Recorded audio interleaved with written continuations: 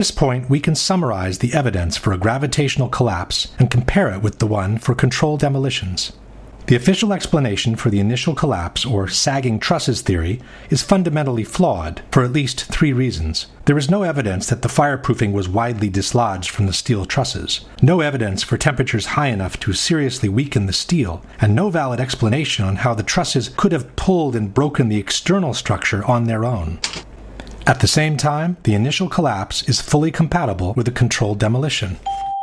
The official explanation for the total collapse of the Twin Towers does not exist, nor was a scientific calculation ever attempted by NIST, as they have repeatedly acknowledged. At the same time, the full collapse of the buildings is fully compatible with a controlled demolition.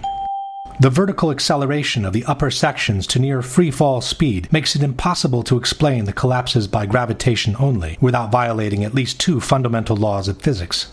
At the same time, the near free-fall acceleration achieved by the collapsing towers is fully compatible with a controlled demolition. The amount of witnesses who reported powerful explosions and the ensuing devastation in the Twin Towers is overwhelming. Such explosions cannot be explained by jet fuel alone, while they are fully compatible with a controlled demolition. The squibs observed 30 and 40 floors below the level of collapse cannot be explained by the air pressure in a gravitational collapse. At the same time, squibs are the typical signature of controlled demolitions. Not all the diagonal cuts and V-cuts observed on the columns at ground zero can be explained by the removal operations. At the same time, these kind of cuts are another typical signature of controlled demolitions. The large area of debris around the towers, with the lateral ejection of elements weighing several tons, cannot be explained by a gravitational collapse. At the same time, these ejections are fully compatible with the use of powerful explosives. The long-lasting fires, the extreme temperatures under the rubble, the incandescent beams extracted during the cleanup, the high degree of deformation of massive steel beams, the molten steel and molten concrete observed and found at ground zero cannot be explained by jet fuel alone, nor by regular office fires.